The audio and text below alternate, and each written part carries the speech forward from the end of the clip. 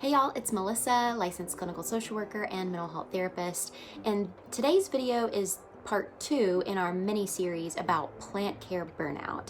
Our last video was about how to proactively avoid plant care burnout if you are building or beginning your plant collection. Today is about addressing plant burnout. So if you find yourself in the midst of feeling overwhelmed or burdened or burnt out or just not enjoying plant care the way that you'd like to, this video is for you. So let's go ahead and jump in and talk about what to do if you find yourself in the midst of plant burnout.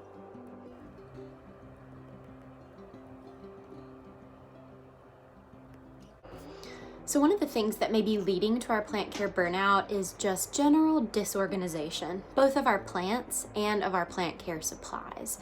When our plants are taking up too much space or creating clutter, or they're difficult to get to, or our supplies are hard to manage or access in order to provide plant care, that can lead us feeling overwhelmed and just not enjoying the process of plant care so much.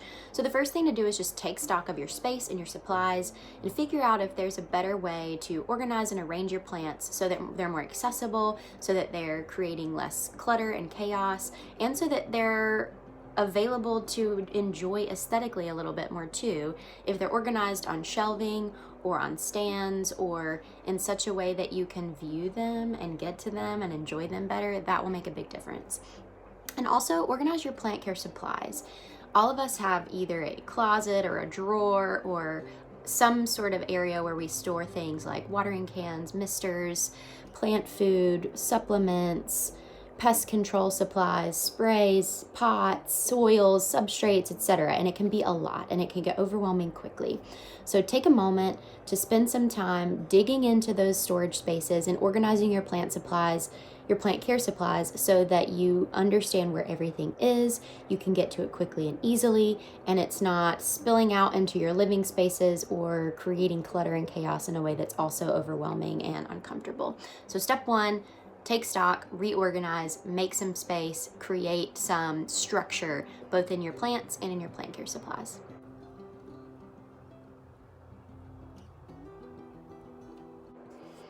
Next, it's important to use your tools. Use the tools available to you to streamline your plant care experience. So for example, if you have grow lights in your plant care space, put them on an automatic timer if that feature is available to you, and it is on a lot of grow lights. Make sure that you're putting on a timer so that you have one less thing to think about in terms of going into your plant space in the mornings and or in the evenings to turn them on and off. That will save you a lot of time. The next thing to consider is to get a larger watering can. Sometimes what feels so arduous and overwhelming about plant care is it takes us so much time to water. But if you have a larger watering can, that will allow you to water more plants with one can of water and reduce the amount of times you have to refill, which will then reduce the amount of time that you're spending on that daily or weekly watering task. Another tool that you can use is get a humidifier. If your space allows for that and you are someone who mists your plants regularly and that adds time to your care routine, if you just add in a couple of humidifiers or even just one to help take that burden off of your care schedule, that would make a big difference. Certainly humidifiers also require adding water and maintenance in a different way, but potentially less time and maintenance than manual spritzing or spraying might.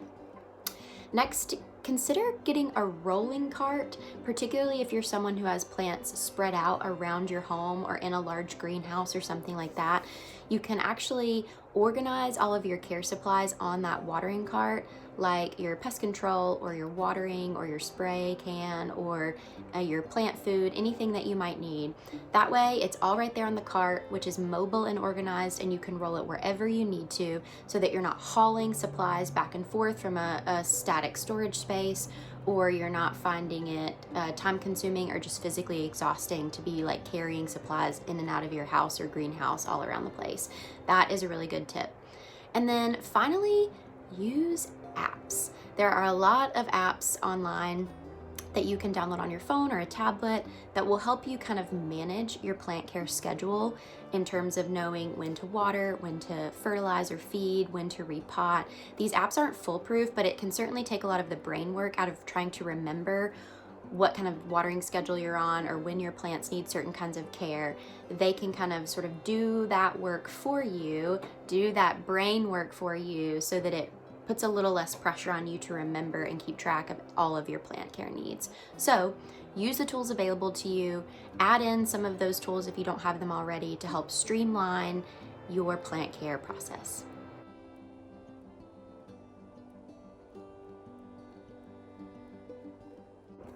The next thing that you can do to pull yourself out of plant care burnout, if you haven't already, is to create a schedule or routine around your plant care tasks. So this can look like setting an alarm every day for 15 or 20 minutes and making sure that you're just actively engaged in plant care for that 15 or 20 minutes every day. And then when that 20 minutes is up, put down your plant care tasks and walk away. Sometimes when we break plant care tasks down into these smaller chunks of responsibility, it can feel more manageable and less overwhelming. And if we're consistent with providing care for that solid 15 or 20 minutes every day, we avoid the situation where plant care tasks build up over time and then we're faced with hours-long experiences of plant care needs that we've put off, and now we're faced with something that's like overwhelming and doesn't feel exciting to participate in. Another way that you can set a schedule or routine is, like I mentioned in the last segment, find an app that might break down plant care tasks for you into daily or weekly tasks or activities, so that that brain work is done for you and you're not having to think through, what do I need to do today? What's on the to-do list? What do I need to make sure that I take care of? What have I been putting off? It's already organized and kind of planned out for you. And it's important when you're creating a plant care routine or schedule to be realistic about time and energy limitations. So if you know that you have extra time on Wednesdays each week, maybe you put a bulk of plant care tasks on that day in particular. If you know that there are certain days where your schedule is inundated with other tasks, work, volunteer activities, family responsibilities, maybe make sure that that day doesn't require a lot of you when it comes to your plant care. And it's also important that you take short breaks. Sometimes we're so burnt out that we don't even want to look at our plants or go into our plant space to provide care. So it's helpful to remember that plants are resilient. So if you need to take a couple of days, 2, 3, 4 days where you just do not address plant care needs, that's okay. More than likely, your plants will be just fine with a couple of days of neglect.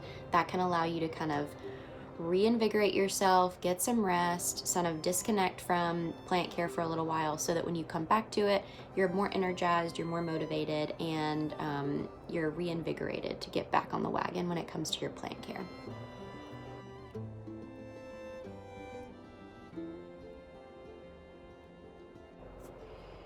Another thing that you can do when you're feeling burnout with plant care is to ask for help.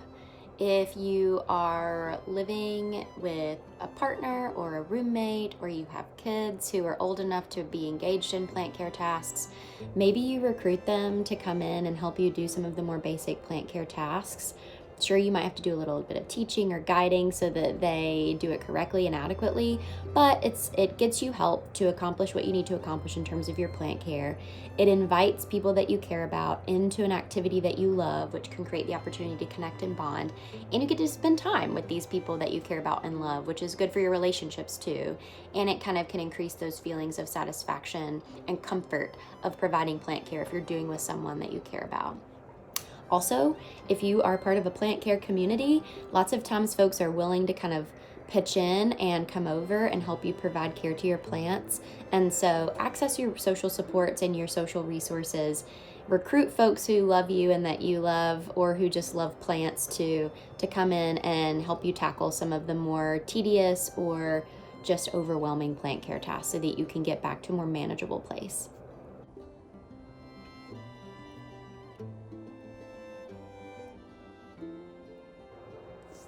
So what happens if you have an organized collection, you're using your tools appropriately, you've asked for help, you've created a schedule, but you still find yourself completely overwhelmed by your plant care tasks, you feel burnt out, and like you're not sure how you're gonna take care of the plants that you have? That's when you know it's time to downsize your collection. So take stock of the plants that you have and start to consider which ones you could live without. Are there plants that no longer spark joy for you, plants that you no longer really appreciate or enjoy the way you once did? Are there plants that you know just take too much care, and that's care that you can't realistically provide based on your time, schedule, energy, etc.? It's time to maybe think about giving them the opportunity to find a new home. So maybe you have some plants that you're comfortable giving away to friends or family or coworkers or people you care about. Maybe you want to go to an online community or an in-person yard sale or a plant swap or something where you can offer your plants to other folks and sell them to maybe get back some of the money that you've vested in them. But getting rid of plants, it's a hard decision to make, but if it means that we're left with a collection that we love and appreciate all the more, that we feel confident and comfortable in our ability to take care of them and not feel overwhelmed or burnt out, that's ultimately going to be good for our plants and good for us. So if you find yourself you've tried everything to help you feel less overwhelmed, less burnt out when it comes to your plant care, and it's still not enough, that's when it's time to make the hard decision to just downsize the collection into something that feels more manageable.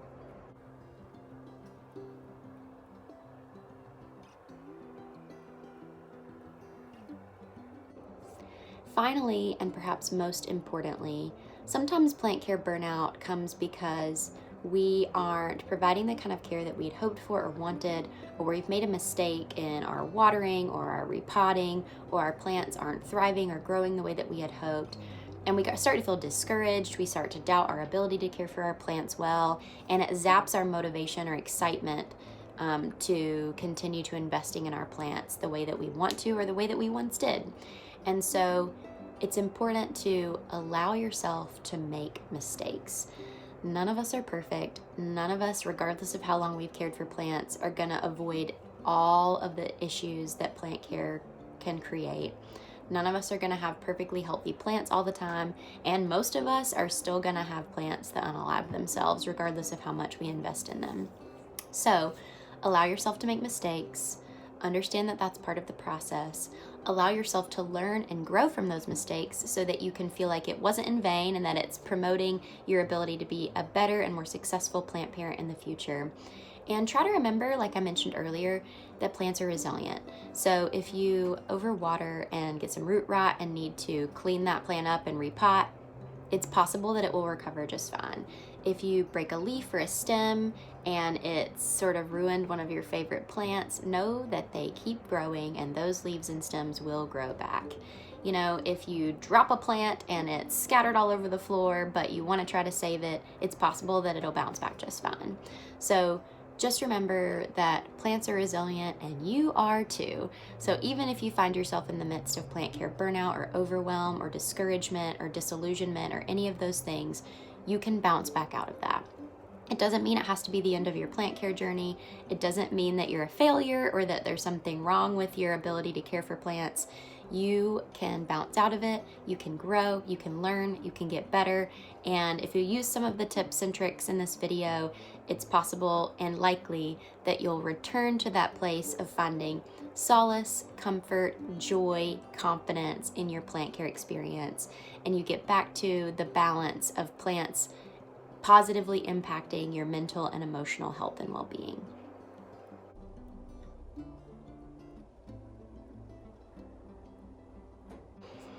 I hope this video is helpful in allowing you to consider some of the ways that you might pull yourself out of plant care burnout and address those issues if you find yourself in that place mentally and emotionally.